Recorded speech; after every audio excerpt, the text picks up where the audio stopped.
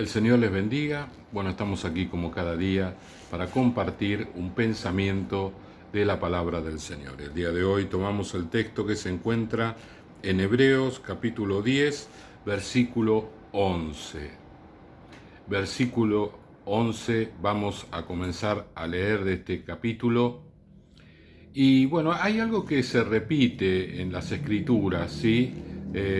Los apóstoles que escribieron el Nuevo Testamento, por lo general explican una enseñanza doctrinal y luego nos dan una aplicación o nos dicen de qué manera nosotros podemos tomar eso para nuestras vidas o qué hacer con esto, es decir, algo práctico, ¿sí? Una cosa es lo doctrinal, la enseñanza, lo formativo, y otra cosa es lo práctico. Y este pasaje no es la excepción.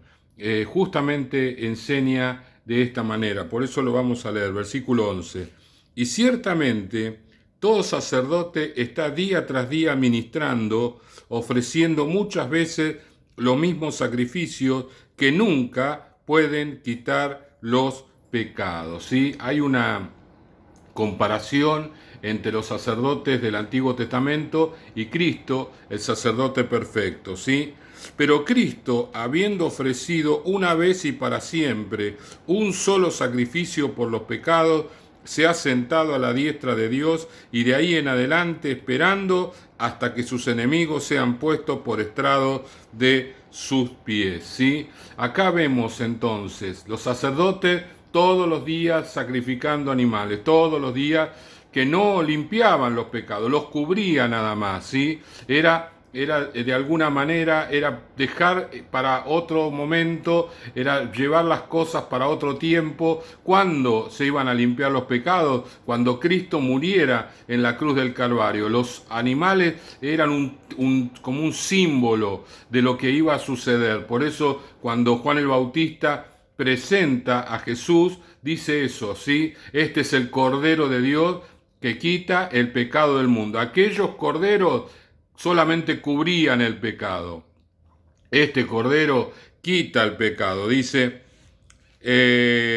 acá, pero Cristo habiendo ofrecido una vez y para siempre. La ofrenda del Señor es suficiente, una vez y para siempre. Él cargó el pecado de todos nosotros, los que estaban vivos en aquel momento y los que habríamos de venir luego. Después de 2000 años, todavía el Señor sigue limpiando de pecado a todo aquel que viene a Él con un corazón de fe y un corazón humillado. Un solo sacrificio por los pecados. Se ha sentado a la diestra de Dios, en autoridad.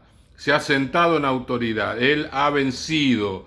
Ahora el enemigo ha sido derrotado. Él venció al pecado, venció a la muerte, venció a Satanás en la cruz del Calvario y está sentado en autoridad, en gobierno. Por eso Jesús le dijo a los discípulos, todo me ha sido dado, por eso vayan y prediquen la palabra, ¿sí? Todo poder me ha sido dado. Vayan y lleven el evangelio, hagan discípulos, esperando hasta que sus enemigos sean puestos por estrado de sus pies. Esa espera del Señor, hasta que los enemigos, hasta que Satanás sea puesto por debajo de sus pies, es porque Él está esperando la conversión de la gente.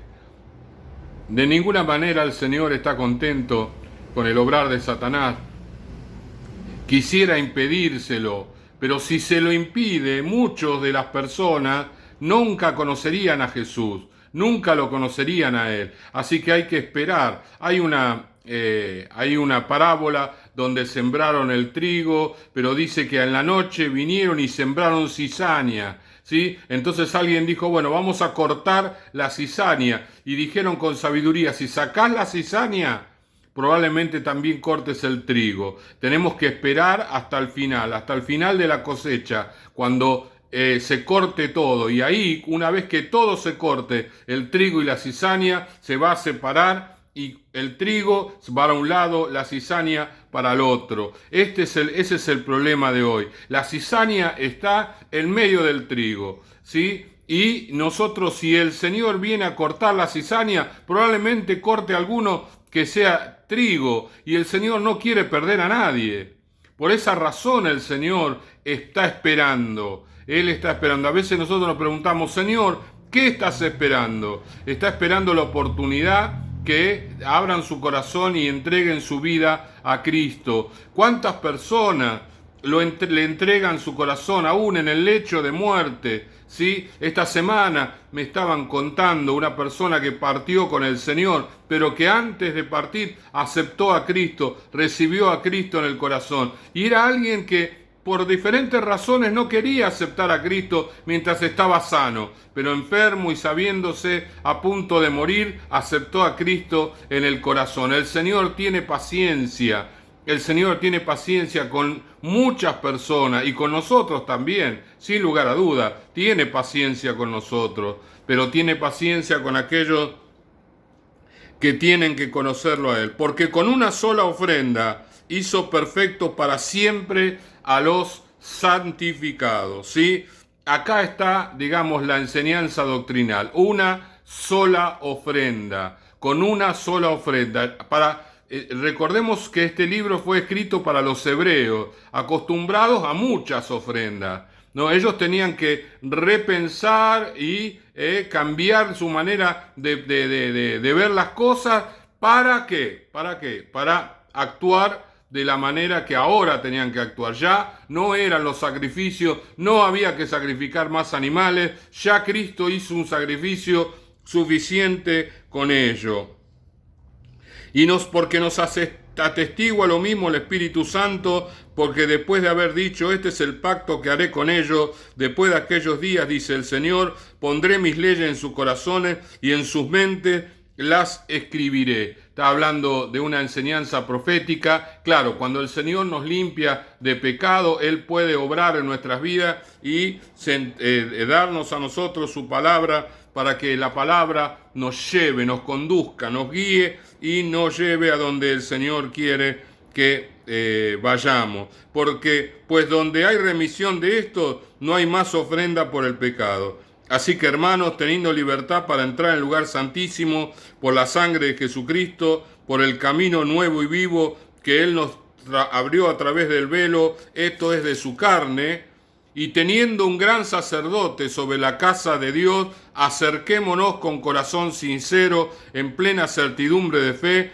purificados los corazones de mala conciencia y lavados los cuerpos con agua pura. ¿Se dan cuenta? La enseñanza y la acción práctica, ¿sí? Acá está diciendo claramente, por el camino, versículo 19, así que hermanos, teniendo libertad para entrar al lugar santísimo, claro, porque al lugar santísimo entraba solamente el sumo sacerdote, pero ahora que nosotros estamos limpios de pecado, tenemos acceso porque no hay templo ni tabernáculo, sino que está la presencia de Dios en el cielo, al cual accedemos sin problema por causa de la sangre de Cristo que nos limpió de pecado. Así que, hermanos, teniendo libertad para entrar en el lugar santísimo por la sangre de Jesucristo, por el camino nuevo y vivo que nos trazó, un camino nuevo para llegar a la presencia de Dios, teniendo un gran sumo sacerdote, ¿sí?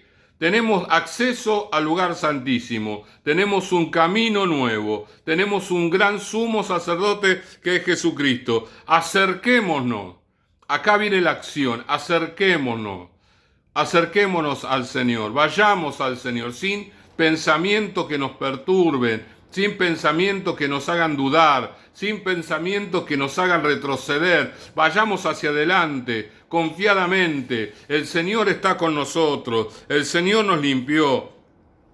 Purificados los corazones de mala conciencia y lavados los cuerpos con agua pura. Mantengamos firme, ¿no? Acerquémonos.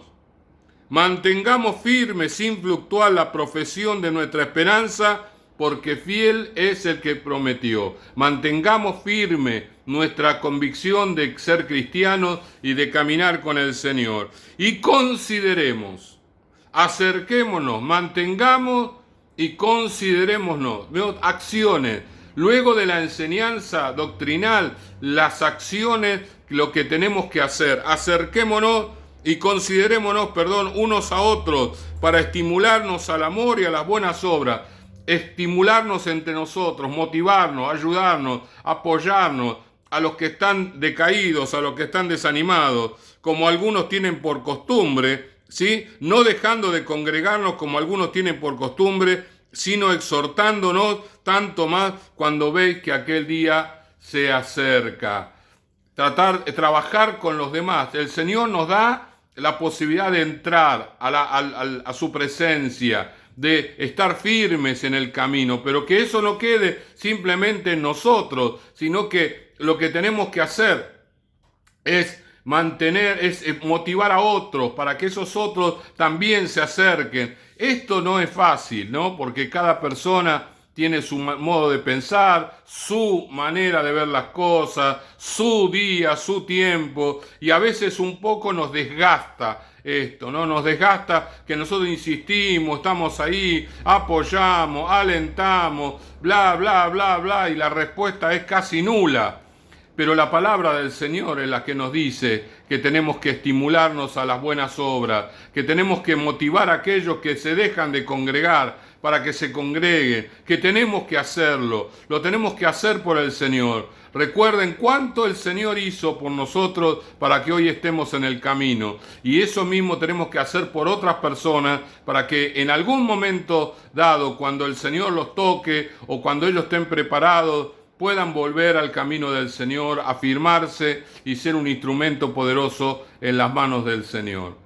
Evidentemente este pasaje tiene mucha enseñanza, muchas cosas que tenemos que recordar, pero también nos deja muchas cosas para hacer. Pongámosla en práctica. Vamos a orar. Señor y Padre, gracias te damos en este día, te alabamos y te bendecimos, Señor. Gracias por todo lo que tú haces, lo que vemos y lo que no vemos. Ayúdanos, Señor. Ayúdanos, Dios mío, a poder poner en práctica todas aquellas cosas que tú quieres que hagamos, Señor, porque de esta manera tenemos fruto para la gloria de tu nombre. Gracias te damos en el nombre de Jesús. Amén, amén y amén. El Señor les bendiga.